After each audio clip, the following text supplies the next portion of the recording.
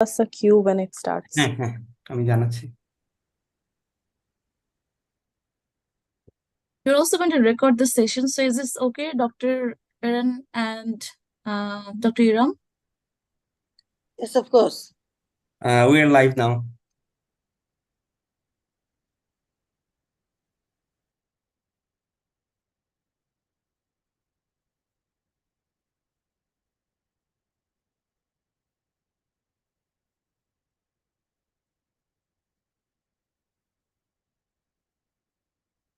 All right, so I think we can start now.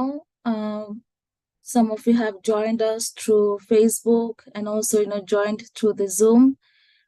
Please do let us know where you're joining from, and maybe perhaps you can write your name and your organization, and we'll try to take question answers from you towards the end of our session today.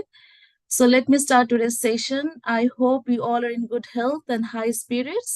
Welcome to our special webinar, Growing Green Hearts, Hands and Minds, Environmental Issues Integrated in Early Childhood Development and Education. I am Manzuma Akhtar Moshumi. I'm working as an assistant professor at BRAC Institute of Educational Development, BRAC University. We call it BRAC ID in short. So it's truly a pleasure to be your moderator for this enlightening session today. Before we delve into the heart of our conversation, let's take a moment to connect. I encourage you to comment in the chat box, letting us know where you are joining us from. Whether it's Facebook or Zoom audience, your engagement is valued. Now, I would like to also request that if we encounter any technical issues during the webinar, please use the chat box to notify our technical support team. They are here to assist you. Let me now introduce our esteemed speakers. So without further ado, let me introduce our panelists today. Firstly, we are honored to have with us Dr. Aaron Benavot. He is the guest faculty for the Master of Education in Education Leadership and School Improvement Program at BRAC ID, BRAC University. He's also the professor of Global Education Policy for the Department of Educational Policy and Leadership in the School of Education at the University at Albany, SUNY, a position he has held since 2008. There, his interests center on comparative education, global citizenship, and sustainable development. His scholarship critically examines the contours of primary and secondary education and the spread of national and international learning assessments. His contributions in global education policy and comparative and international education have been influential. So between 2014 to 2017, he led the Global Education Monitoring Report. His current work focuses on the global monitoring of climate communications and education and studies of the integration of sustainability and topics in national curriculum systems. He serves on the advisory boards of a dozen comparative education journals. So Dr. Benavot, he earned his doctorate in sociology at Stanford University. As a committed scholar, teacher, policy analyst, and international consultant, he has consistently advanced evidence-oriented analysis of adult learning and education and lifelong learning in their many manifestations.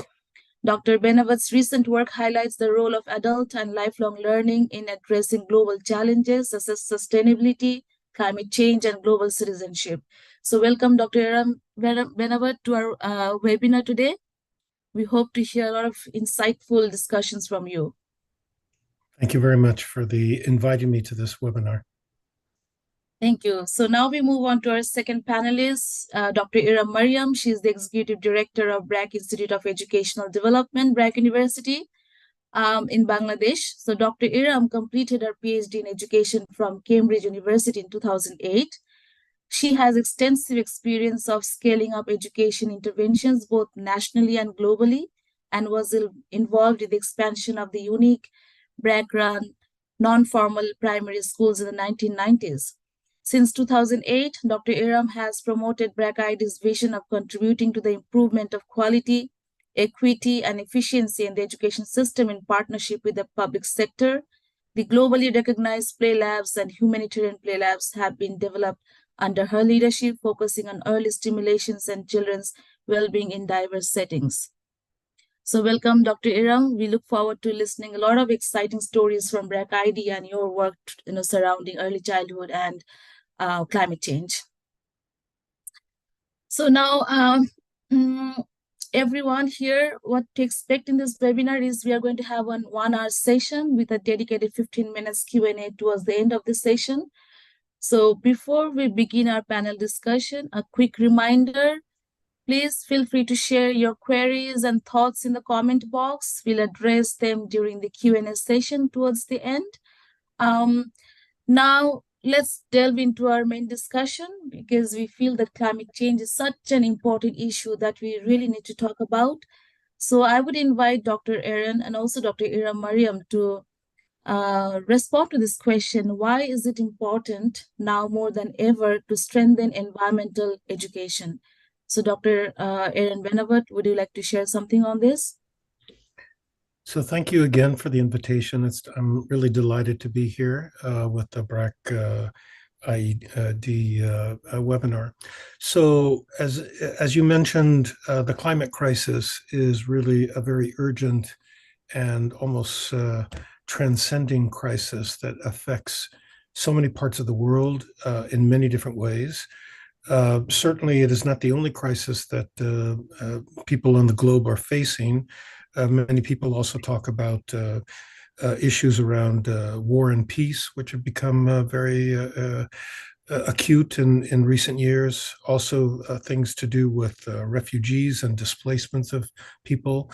And I think the point to be made is that the climate crisis is interwoven in several different major kinds of change, much of which are unpredictable and very difficult to, as it were, to map out. And certainly the main impact that has been occurring has been due to the warming of temperatures, the kind of extreme weather events that have taken place, and drought and lack of access to clean water, all of which are being exacerbated in part due to the climate crisis. And I think there's another dimension here that deserves mentioning at the beginning is that the climate crisis also engenders certain kinds of inequities of different types. So on the one hand, people in my neighborhood, let's say people living in the global north, have disproportionately kind of spewed carbon into the air, bringing about much of the global warming that and the greenhouse gas effects that we're experiencing today. Whereas many people in the global south have lived a much more sustainable livelihood and lifestyle and have contributed very little. But the impact that they're feeling is disproportionately found often of countries such as Bangladesh and other countries in very vulnerable parts of the world.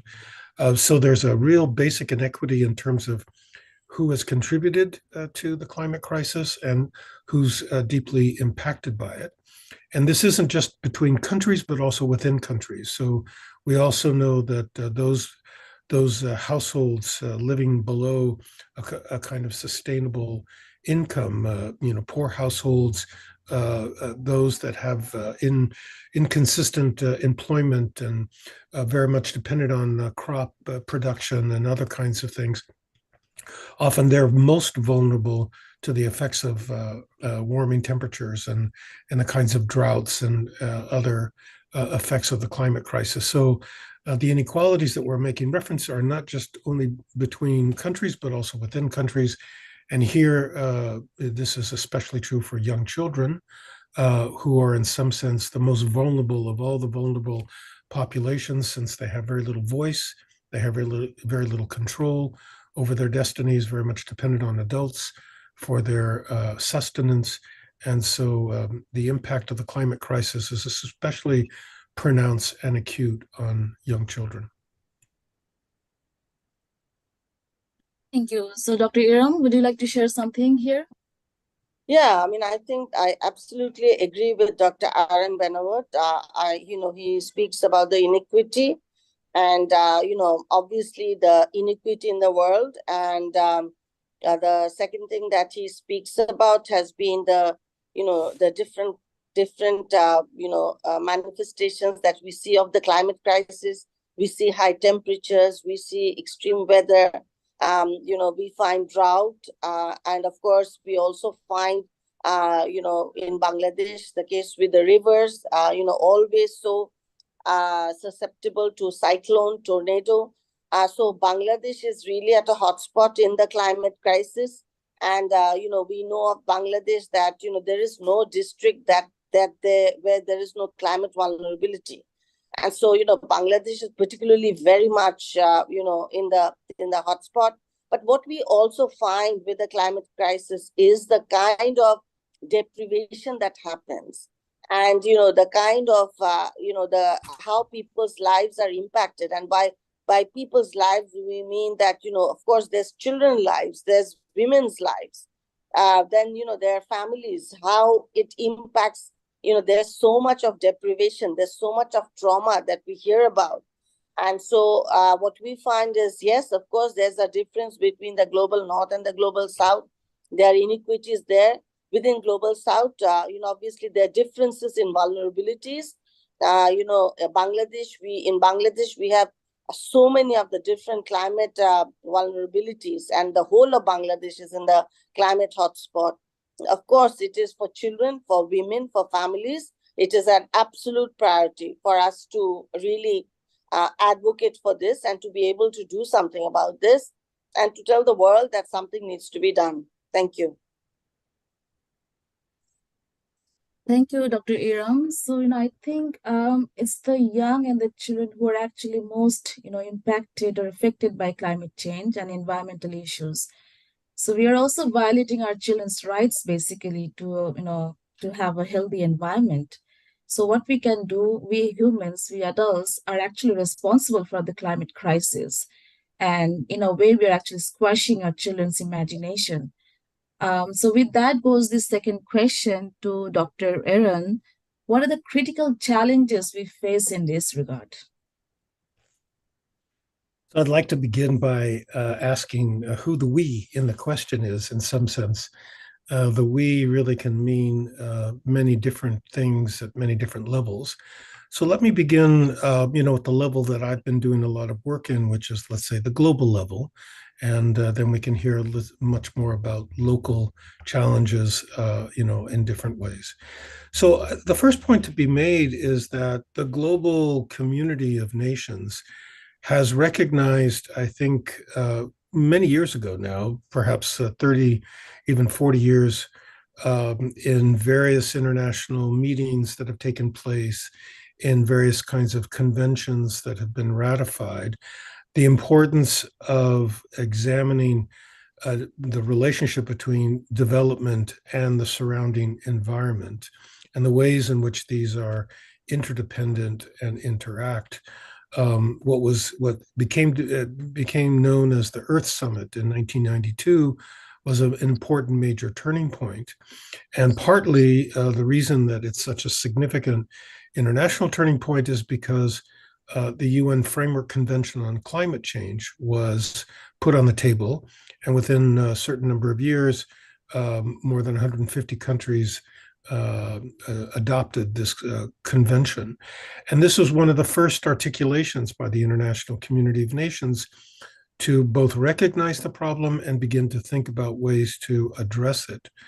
And in this convention on climate change, there is an article that deals specifically about climate empowerment, or action for climate empowerment, what became known as the ACE program.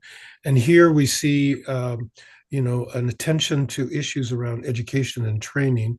And I just wish to parenthetically reinforce the point that Dr. Erum made, that it isn't just children, but also women in particular that are very vulnerable to many of the effects of climate here, and especially women that have never had the opportunity to become literate or have very low levels of literacy, and have had very little opportunity to gain access and to complete a full cycle of, let's say, basic education, which also exacerbates, some of the issues that we'll be talking about here. But getting back to the international community, the point that I wish to make is that there have been on the books now for at least 3 decades agreements that countries have made around the value of taking action at various levels, obviously to try to reduce the amount of carbon emitted by countries, which is a very key part of this, but also actions that can help to mitigate the effects of climate that we're all feeling now, and also to begin to adapt to a much warmer world, a world that is much more vulnerable to the impact of climate change. And education is certainly one of the most important, let's say, strategies or policy interventions that are considered. But the point that I wish to make is that although the community has adopted, let's say, a fairly robust and fairly comprehensive agenda, including education, the fact of the matter is that much of this has been, signatures on a piece of paper, and that the leaders, the political decision makers, have not always implemented their commitments that they have made into these convention agreements and other international agreements. And so part of the issue that we face today is that by leaving, by allowing countries to kind of go about their business as usual, we've now found ourselves in a situation of much greater urgency than would have been the case if countries have taken very critical steps earlier on. I think many countries and political leaders now understand just how urgent it is to take action. And the action needs to be very comprehensive, very holistic, across many different sectors, not just education, the health sector, in terms of social protection, in terms of the environmental sector.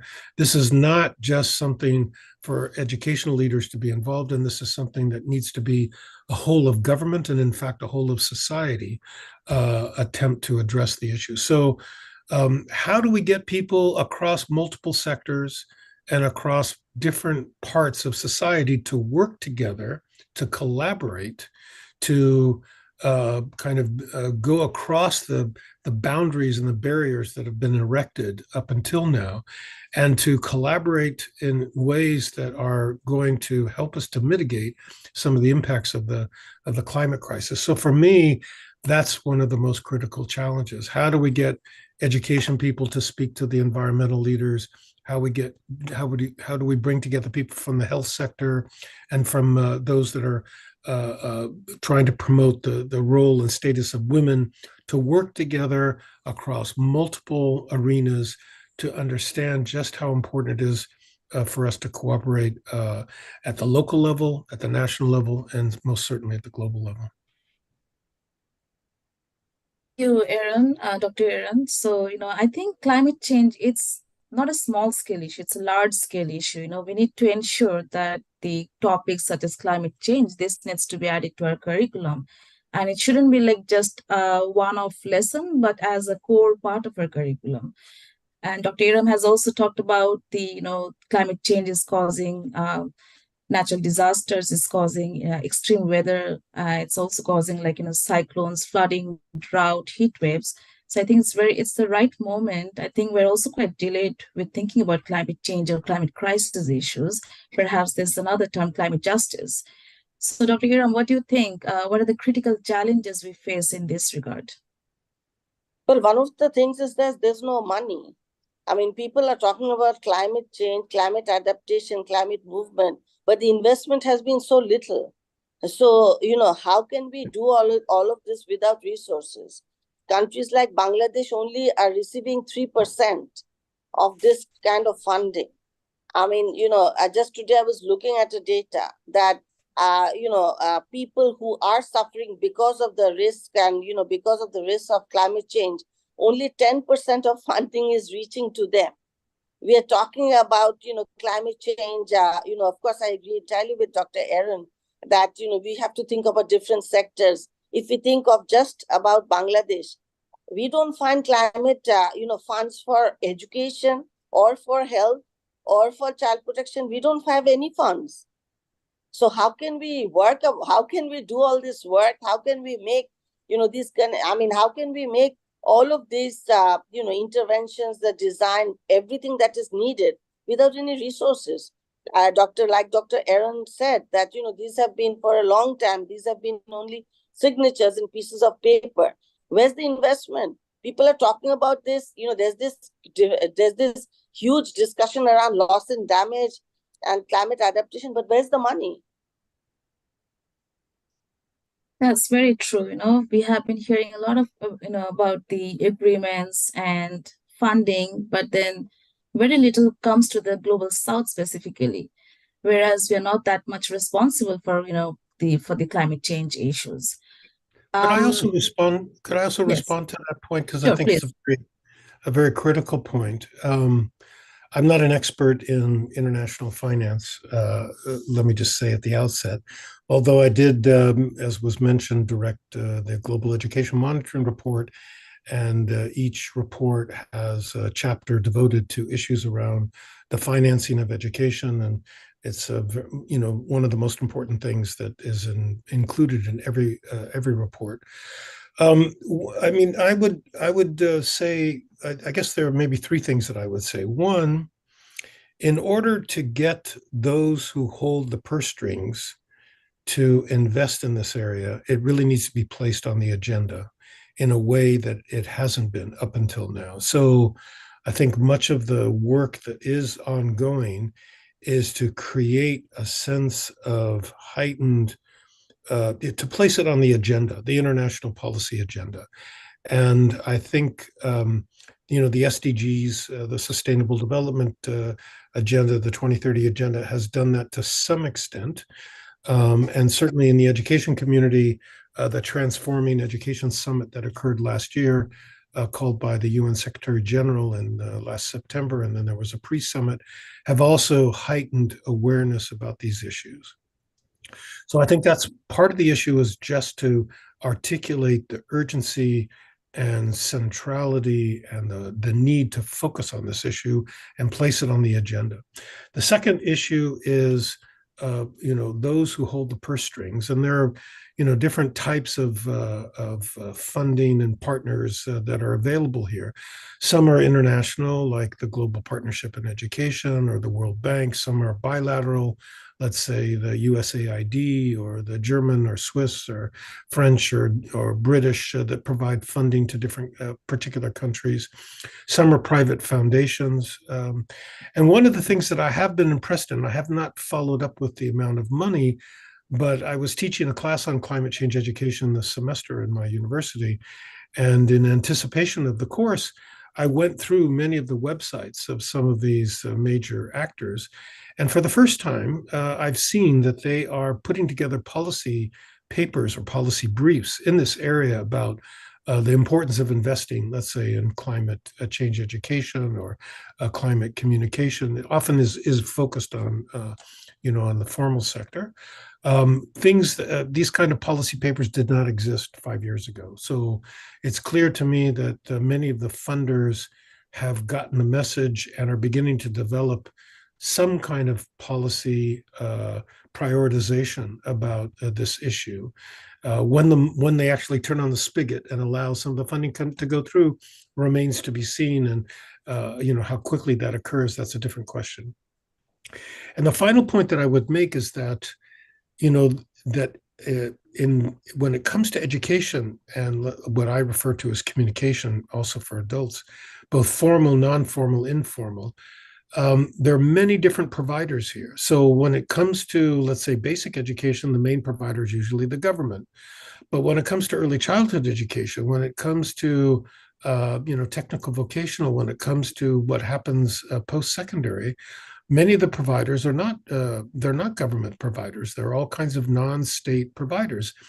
So even if you can move the levers of government and government policy, it doesn't necessarily mean that you are able to have an impact on all the non-state providers that are working in various parts of the broader kind of education and lifelong learning system.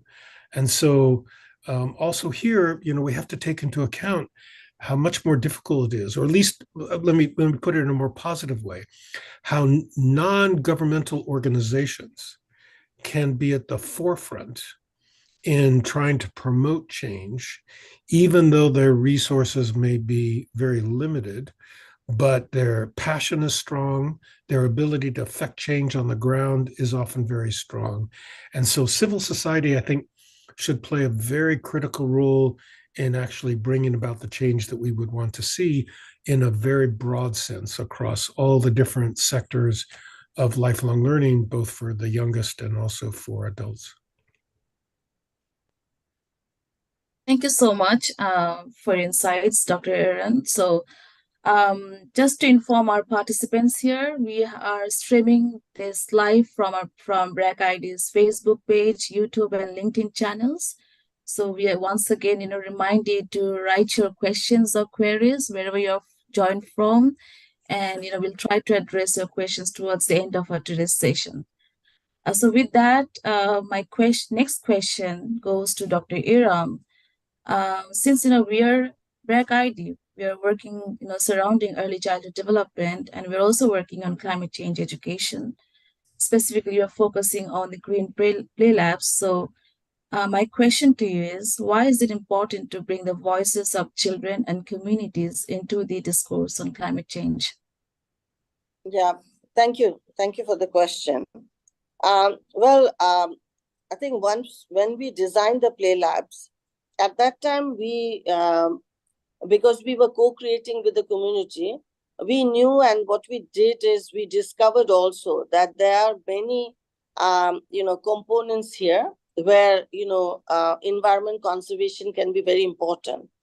So when we were doing the play labs at that time, the way the structures were done, that is how we could have a lot of ventilation and air.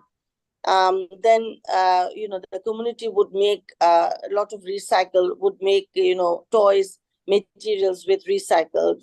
We would recycle the bottles, etc. So that was a big part of the play lab design. That we have environment conservation is here. Apart not only for the design, like the ventilation, that there should be air and a lot of air and ventilation, but also in terms of materials, what is it that the community is making, what is also a part of the community's culture. And so, the community's culture was, making sort of mats with leaves, or, making jute, things with jute, making dolls with jute, a lot of things with clay. So it was very much, the whole surrounding culture and environment conservation has been a part of the play lab design from the very beginning. But then what we did is, we started really thinking about how to go green. And it was very interesting that, we went to this play lab where there was a child age 4.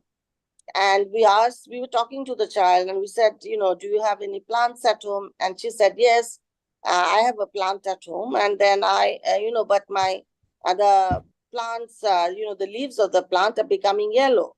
And so we asked that, why is it becoming yellow? And she said in her own words that the leaves are becoming yellow because the plant is not getting any food. And so then, we were talking further and she said, it's also very important that we are very caring towards our birds. So then we asked, why do you say that? And she's saying, it's important that we are caring towards our birds because, if we catch the mother bird or if we catch the baby bird, then the mother will be very upset and the mother will cry.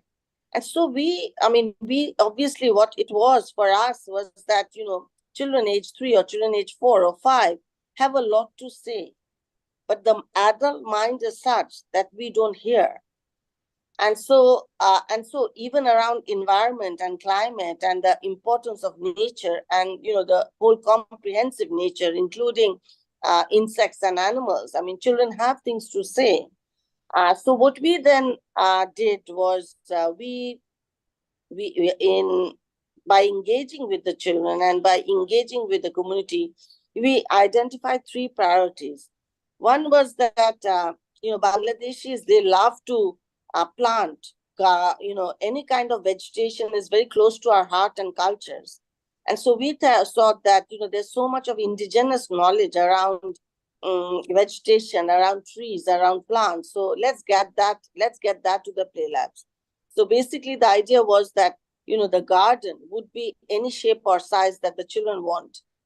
And so, based on whatever is grown in that community and the indigenous knowledge, that the children will bring it to the play lab. So that was one. Second is promoting how children can care for these plants that they are planting.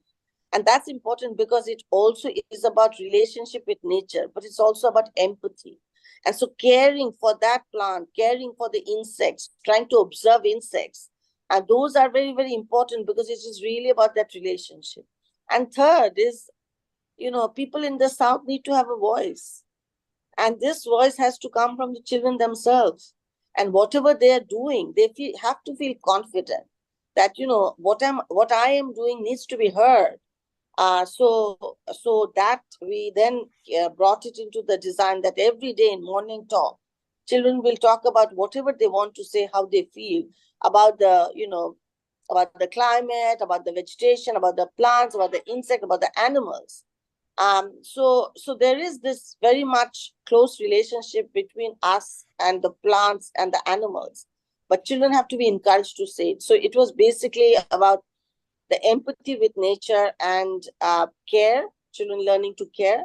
The second was children really having the confidence about the indigenous knowledge around greens, around insects, around animals. And third was to feel confident to have a voice. So with all of that, we then put that in the design of the play lab. And we think that that voice is so powerful and so important that if they start talking, then, when they grow as adults, then, they will be confident of their voices as opposed to being silenced.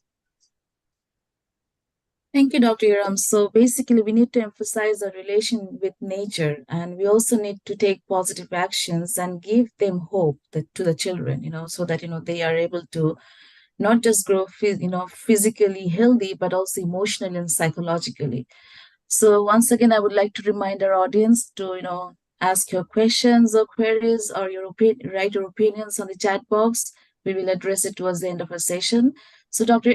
Aaron, do you have anything to add here with this question? Why is it important to bring the voices of children and communities into the discourse on climate change? So let me just begin by saying how much I'd like to congratulate the initiatives that the BRAC IED has done with the play labs and emphasizing, this kind of nature-based, place-based kind of learning that has such a strong social and emotional and psychological component, and also a component about, lending voice to children. I think all of these things are really very commendable, and I think very important, and provides a great example for many other countries and communities to explore. What I would like to add to the conversation is that much of the work in this area, to the extent that it's been, let's say, promoted or initiated by government and state officials, has primarily been at the level of, let's call it, upper primary grades and maybe lower secondary and secondary education, primarily areas where the government believes that children can be informed about, let's say, climate science and issues around the physical world, and a kind of understanding more deeply the scientific issues around the climate crisis. My colleagues and I have been doing quite a lot of research over the last couple of years in collecting different kinds of official documents, national curricular framework documents, subject syllabi, or the subject curriculum or plan of studies. And what we find, because we tend to look at it both in the sciences and the social sciences, is that first, many countries make no reference to climate education in their official documents. More than half of the countries that we looked at documents from more than 100 countries. Many of them don't even mention issues around climate. So you can't expect a whole lot to be done if it's not prioritized in the official policy. And among those that do mention climate, it often is very superficial and not very in-depth. And to the extent that you actually look at what teachers are teaching or the subjects that are being, in which, let's say, environmental and climate related issues are being integrated, it often is very much cognitively oriented. So it's mainly about knowledge and skills and deals very little with, let's say, the heart and the hand. So it's mainly about the head. And so there's not a very holistic understanding of how you integrate these things in people's lives in a much more comprehensive way. And so one of the things that I think is enormously valuable is trying to find examples of interventions that focus much more on the psychosocial and the emotional components on the one hand, and also in enabling children to take action or to give them voice. Because these are often the things that are missing from the kinds of educational interventions that currently exist in many parts of the world. So I think that finding examples in which the balance between the cognitive, the social emotional, and the behavioral or action oriented is really important. And it needs to be included in many different parts of the curriculum in a much more holistic way. And part of the challenge here is understanding that this isn't a zero-sum issue. This is not like if you focus on climate, then you're going to do less work in the area of, let's say, foundational skills or literacy and numeracy, which we all agree is very important. Climate issues and environmental issues can be integrated in almost every subject in different ways. It's just a question of, kind of getting textbook writers and curriculum specialists and other academics to think about how do you integrate this content along multiple dimensions, including a social, emotional, and an action-oriented dimensions in the kinds of curricular prescriptions and also in pedagogy and at every grade level, from early childhood, pre-primary, up until, let's say, even higher education. And that's not an easy request. This involves, again, one of the big challenges. And I think that one of the big voices here is members of the community that have to demand of schools to be more, to provide a much more holistic and balanced understanding of the climate crisis, that it isn't just a question of, teaching things that are going to be on the test, because this is not a question of if you get it right or wrong on a test. The question is, how do you incorporate this into your consciousness? How do you incorporate this in your everyday lifestyle? How do you incorporate this in the ways in which you interact with fellow students and with your family, intergenerational communication? All of that is very important. And it isn't just a question of, of something that can be taught and prioritized for a test or an exam. Thank you so much, Dr. Aaron and Dr. Erum, for sharing your insights on this question. My next question and the final one goes to Dr. Aaron. So what can we do to ensure education helps children and their communities solve the multidimensional challenges related to climate change?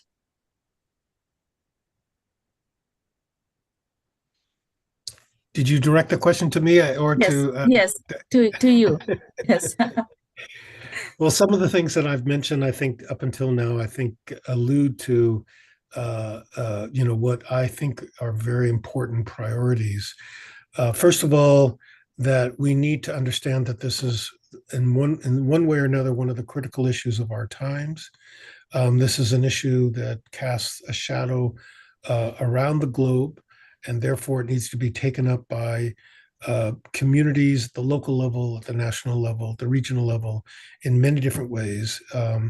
There really needs to be a kind of a mobilization of effort and creativity and initiative And we need to be able to learn from what is going on. So we need to make visible a lot of these initiatives that are often invisible for whatever reasons, because people that are involved in global monitoring don't see them, or we don't have very accurate kind of more qualitative information. So we need to find platforms that make visible many of these important initiatives that currently exist.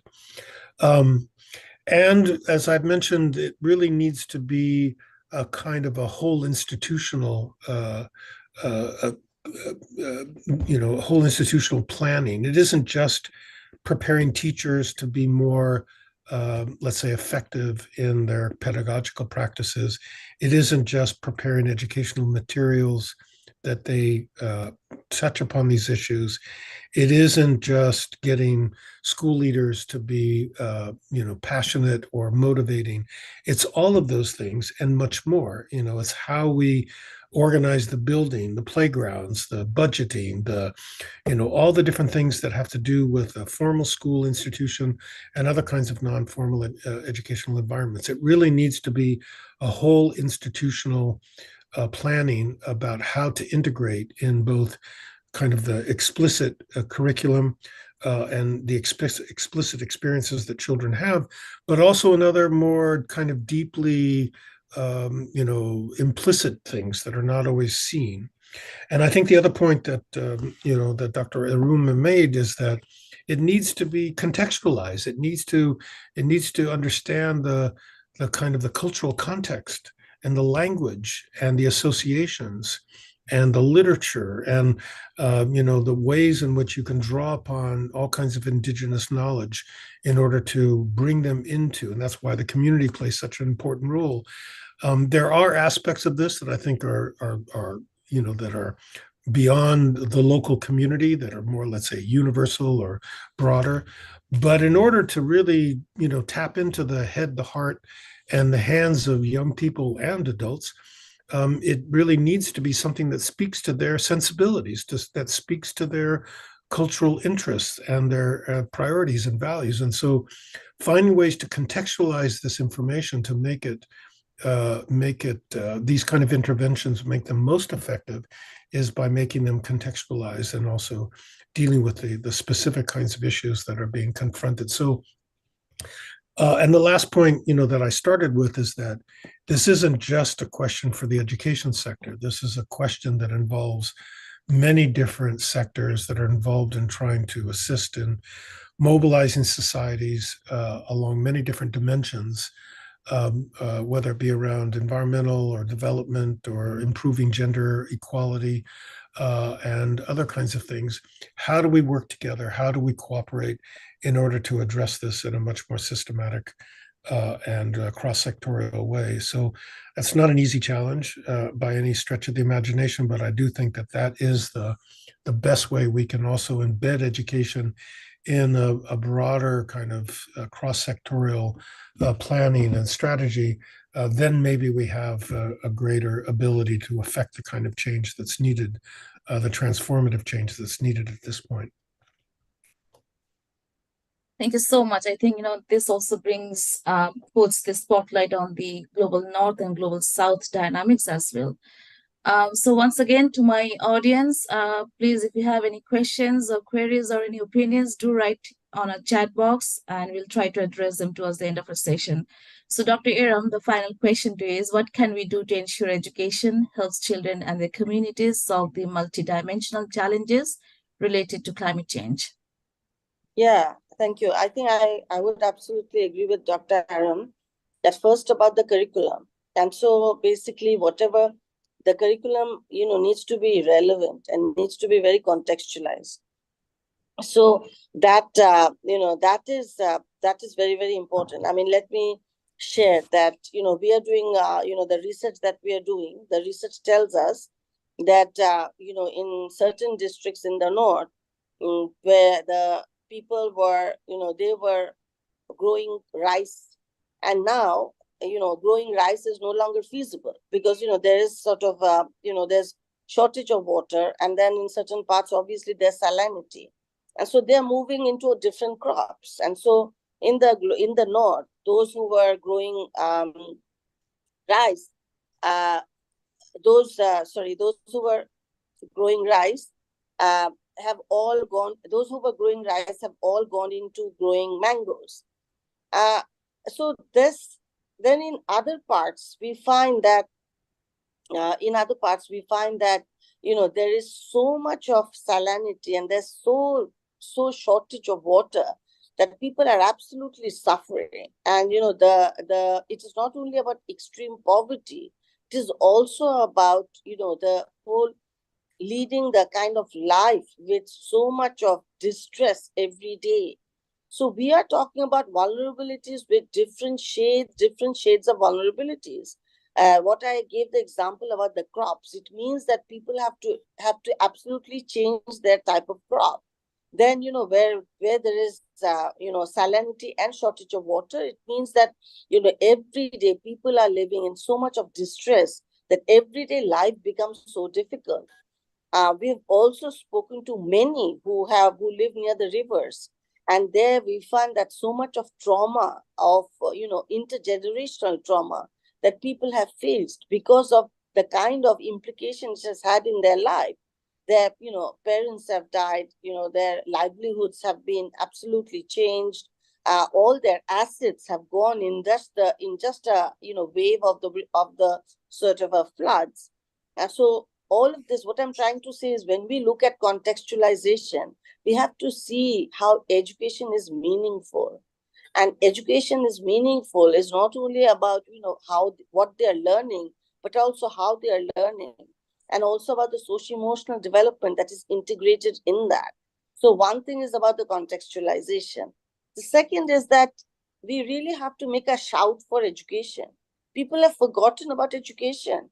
We hear about different themes. We hear about so much of livelihoods, and livelihoods is really important, but so is education. And so we don't hear about education, about any kind of investments to education anymore. And so that means that I agree with Dr. Aaron that within all the sectors, education has to fit in somewhere. Otherwise, we will not get a separate investment in education. And finally, I think that it is so important that we talk about resilience. People in the South, all the areas that I've talked about, people are really resilient. People have been going about their lives, and just by their own creativity, without any support, any major support, for all these decades, people have been doing, so many times children have been living there with floods. Once the flood waters go away, they take out their materials absolutely from the roof. In the roof, that is where they keep their materials and education materials, only to store it so that it's not washed away by the water. So many times, families have gotten together just to keep each other kind of, supporting each other, so that as a community, they can kind of, lead everyday life. So we have lots of stories of resilience, but these stories of resilience have to be championed, have to be celebrated, have to be showcased for the world to see that look what they've done. But we don't see that. So we don't see that. We don't see these stories of resilience coming out and being celebrated. And finally, I think that this, these lived experience of people, and these lived experiences of people, the children and the families, they've all been champions, because they have been living in such hardship, but then going about with their lives. This story not only needs to be told, but this needs to become a huge advocacy agenda for the global South, to tell our own stories. And in this, I think all of us can play a part. So those would be my 4 points. Thank you. Such an exciting and brilliant discussion today, but because of time limitations, we have to conclude today's session. But before that, we'll of course take the questions from our audience. So thank you, Dr. Aaron Benavot and Dr. Mariam, for your insightful responses. We have talked a lot about finance, or talked about refugee education, we have talked about SDGs, agreements, and a lot of things. Of course, we also talked about the Green Play Labs that BRAC IT has been working around, and on the early childhood development, social emotional learning. All of these are very important. And I think, we look forward to having more discussions surrounding this topic. So I would like to go to our audience. There are many questions. We're really sorry, we cannot take all the questions since we have, time constraints, but we will take a few questions and, address, I think our panelists will address them. So, if Ara Jahan, she has asked a question, why are you not arranging a national ECD summit on the climate crisis? I think this question specifically goes to Dr. Erum. So would you like to share anything on this? Yeah, sure. Yeah, I mean, I think that we are thinking of a major national kind of a summit, perhaps next year. And when we do that, when we are doing any work around ECD, the ECD, obviously, we work a lot on play, and we work a lot on mental health, and we work on climate change. So, of course, those will be integrated, and we hope to have those discussions in the national summit that we are planning for next year. Thank you so much. So the other question, to Professor Aaron, in your experience, this is from Shamsun Nahar Shopna. In your experience, what successful practice exists for fostering strong collaboration between parents and teachers in supporting environmental education at home and in the classroom? So it's a very good question. Thank you very much for the question. I would like to pick up a little bit from the point that Dr. Erum made, and that is that schools need to be relevant. The content and the substance of schools needs to be relevant to the communities in which they're embedded. And that means that that school leaders, including teachers, educators, need to go beyond, let's say, evidence or anecdotal knowledge of the lives of some of the parents of the children and of other members of the community, and need to be much more proactive in reaching out to parents and to other adult members of the community to understand some of the challenges that they're facing as a consequence of the climate crisis in terms of their livelihoods, in terms of relationships, whatever it may be. It's important for them to hear kind of firsthand what are some of the lived experiences of members of their community, and try to figure out ways. In other words, one way would also be for older children. You can send them out to the community, and they can do, very informal surveys and ask people to, comment on one or two questions. But, for younger children, that obviously is not possible. So, and we know that, for a lot of parents, especially those who come from backgrounds, more modest social and economic backgrounds, they're often very intimidated by teachers or by school leaders because, their personal experiences, they may not have ever been to school, or if they had been to school, it wasn't something they look back upon in a very positive way. So they're often very deferent, to the teacher, and kind of there's a separation there in terms of social status and whatnot.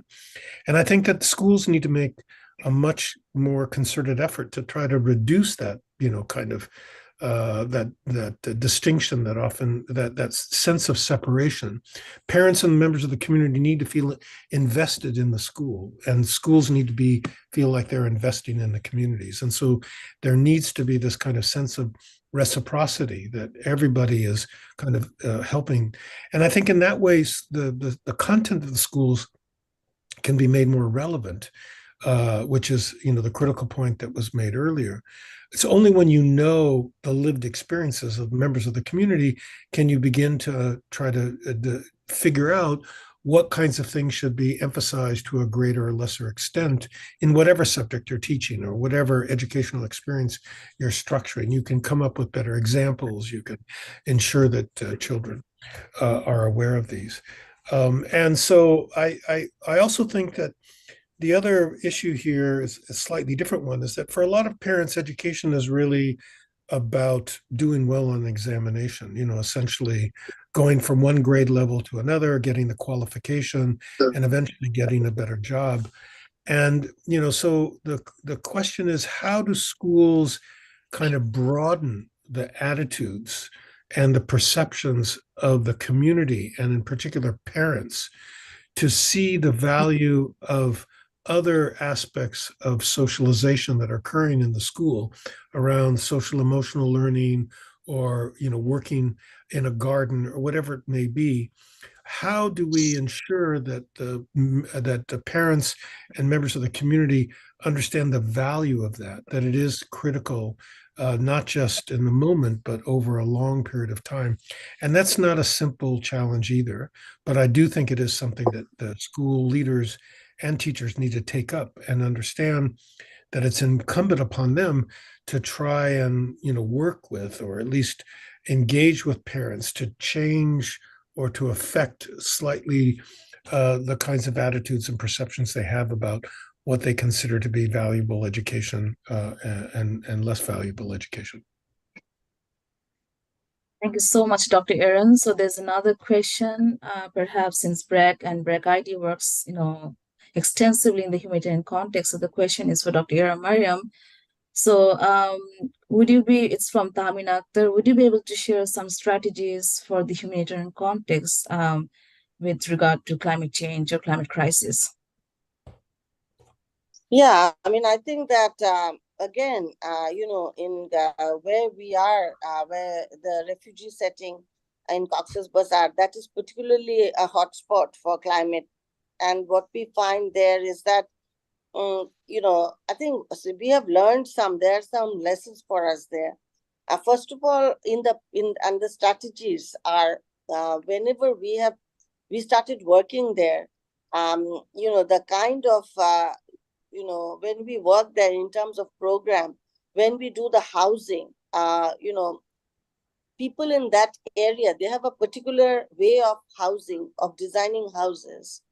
And when we had our architects go there, and the architects came and they said that, there is this indigenous knowledge and practices about what the houses should be like, because it is so, it is so sort of in the cyclone area. Then there is high tide, there's extreme heat, there is extreme rainfall. And so the first was how the houses are designed. And so with that designing, we also worked with the refugee community that, what should be the way the houses are designed even for the refugee community. So that's one. Number two is that we, whenever there is any kind of cyclone alert, we know what happens, that, Bangladesh has become very skilled in terms of raising awareness. And, overnight, the strategy is to be able to take everybody into cyclone shelters.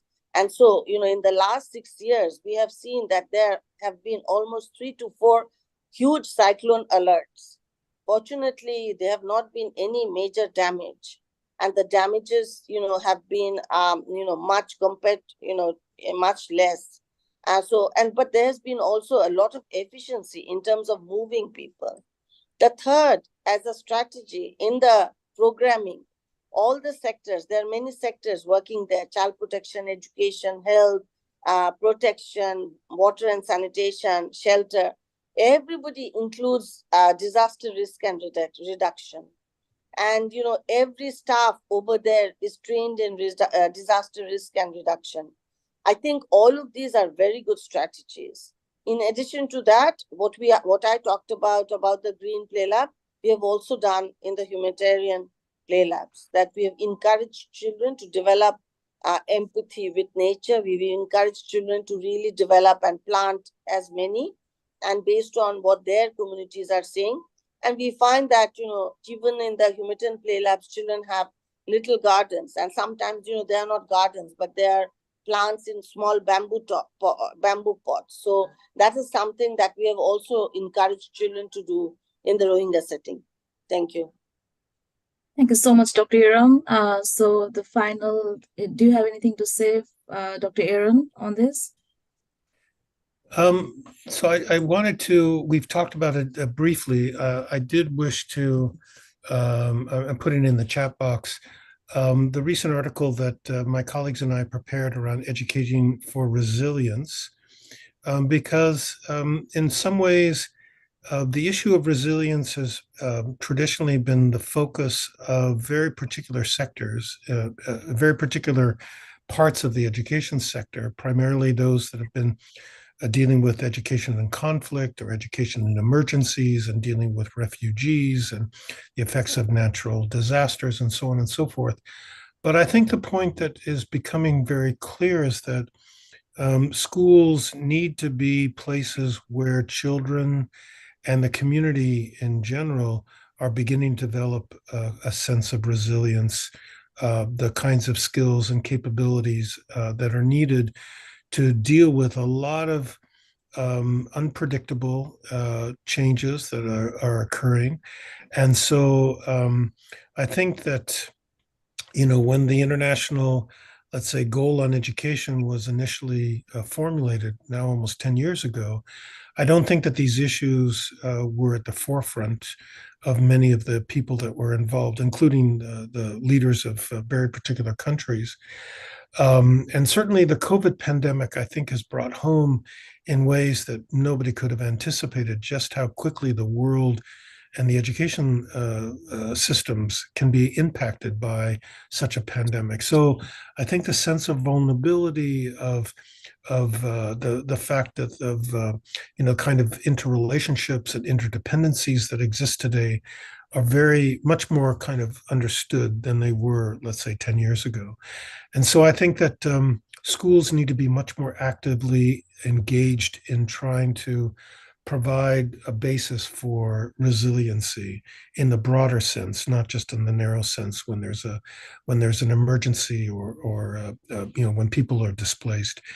And it needs to be kind of a broader focus or objective. And the other thing that I would say in closing is that I think that getting children to feel cared for and have strong feelings for the plant world, for their environment, for their ecosystem, is enormously important, especially for so many children who live in urban areas that have very little access to, green spaces, and finding ways to develop that kind of deep relationship with what it means to be in nature and of nature and part of a natural kind of thing is just critical, and especially for children that have been traumatized or that have experienced all kinds of difficulties in their lives.